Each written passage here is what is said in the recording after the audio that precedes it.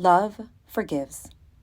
Luke chapter 15, verse 11 to 24. Jesus continued, "There was a man who had 2 sons. The younger one said to his father, 'Father, give me my share of the estate.' So he divided his property between them. Not long after that, the younger son got together all he had, set off for a distant country, and there squandered his wealth in wild living. After he had spent everything, there was a severe famine in that whole country, and he began to be in need. So he went and hired himself out to a citizen of that country, who sent him to his fields to feed pigs. He longed to fill his stomach with the pods that the pigs were eating, but no one gave him anything. When he came to his senses, he said, 'How many of my father's hired men have food to spare, and here I am starving to death? I'll go out and go back to my father and say to him, Father, I have sinned against heaven and against you. I am no longer worthy to be called your son. Make me like one of your hired men.' So he got up and went to his father.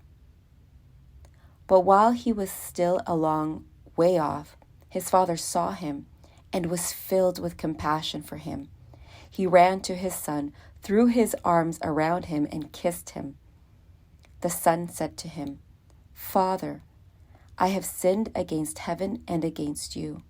I am no longer worthy to be called your son.' But the father said to his servants, 'Quick! Bring the best robe and put it on him. Put a ring on his finger and sandals on his feet. Bring the fattened calf and kill it. Let's have a feast and celebrate. For this son of mine was dead and is alive again. He was lost and is found.' So they began to celebrate." The lost son in Luke 15 is a man who has done the most noble of deeds. He has faced himself.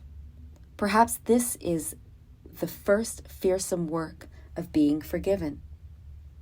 Here is the courageous moment wherein one actually ascertains that he or she needs forgiveness. The hardest work to be done is to look in the mirror of the Spirit of God and see our failure. At the moment of our confession, we are most unlike the conceited queen in the Grimm's fairy tale Snow White. We know we are not the fairest of all. The ugliest of our sin is clear to us. We are needy. We have been self-willed. We have hurt others. We have ridden roughshod over a whole field of human emotions. But more than all this, we owe an awesome debt to God. We have hurt our Father in heaven, and this is the savage center of our sin.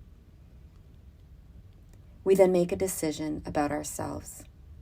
We are sinners, and we need to be forgiven. Our forgiveness is available only in one place.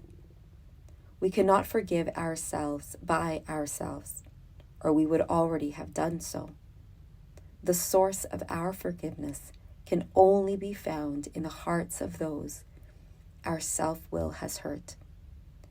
Our confession needs to lift its downcast eyes toward God, for He more than anyone has felt the blight of our transgressions. But facing our sin means we have to look back at what we have done and then wait. Will those who need to forgive us actually do it? In that question, our agony begins. In the son's case, he must go home. There and there alone, the age-old struggle of justice and mercy will be waged again. If there is life for him, if his heart is ever to beat again, he must be forgiven. And in this case, only his Father can do that, for his Father is the one most betrayed. Will his Father let love rule? Will our Father let love rule in our lives? We know the answers because we know God.